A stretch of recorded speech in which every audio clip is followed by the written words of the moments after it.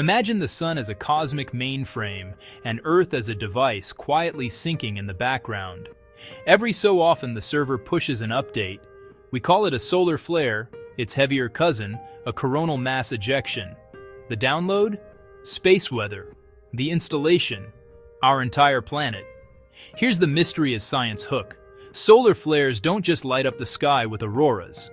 They rewrite the rules, temporarily, of how Earth's upper atmosphere behaves, how our signals travel, and how our technology copes. When the sun snaps, a flare bursts with X-rays and extreme ultraviolet light. That energy hits the day side of Earth in minutes, supercharging the ionosphere, the thin plasma shell that radio waves use as a highway. Suddenly, that highway gets repaved mid-journey. Shortwave radio can fade. GPS gets jittery. Airline routes shift. A bigger update arrives with a coronal mass ejection, a magnetic cloud launched into space. If its magnetic field is oriented just wrong for us, southward, it locks onto Earth's magnetic shield like a password that works too well. Energy pours in. Geomagnetic storms ripple through our field lines, driving beautiful auroras and invisible electric currents in the ground. Power grids hum. Pipelines feel phantomware. Satellites ride out atmospheric swelling as the upper air puffs up, dragging their orbits. Is the sun reprogramming Earth? Not in a sci-fi puppet master way. But in a real, measurable sense, yes, temporarily. Solar storms tweak the ionosphere's code. They alter how signals bend, how clocks synchronize, how navigation locks on. Even the chemistry of the upper atmosphere briefly shifts. High-energy particles can spark reactions that change tiny amounts of ozone at high altitudes. Life notices too. Migrating animals that sense magnetism can get noisy compass readings during storms. Whales, birds.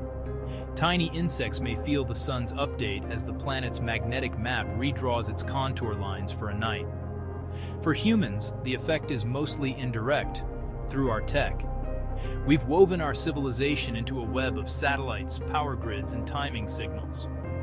When the sun updates, we patch. Here's the pattern. An 11-year solar cycle, from quiet recluse to active DJ scratching the magnetic record. Peaks bring more flares, more ejections, more chances for big storms. Most are mild, a few are memorable. The rare giants, the kind that could overload transformers or knock many satellites off balance, are why engineers practice, plan, and rehearse.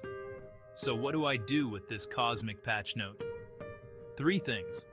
Pay attention to space weather alerts. They're the push notifications for our planet. Respect redundancy, wired backups, offline maps, batteries charged. Appreciate the show. Auroras are Earth's reboot screen, colorful, alive, and absolutely astonishing. Calling solar flares server updates is a metaphor, but it's a useful one. It reminds me that we're not separate from space. We're logged in.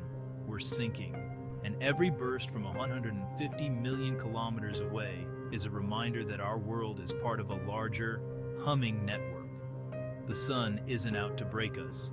It's doing what stars do. Our job is simple. Understand the code, prepare the backups, and enjoy the glow.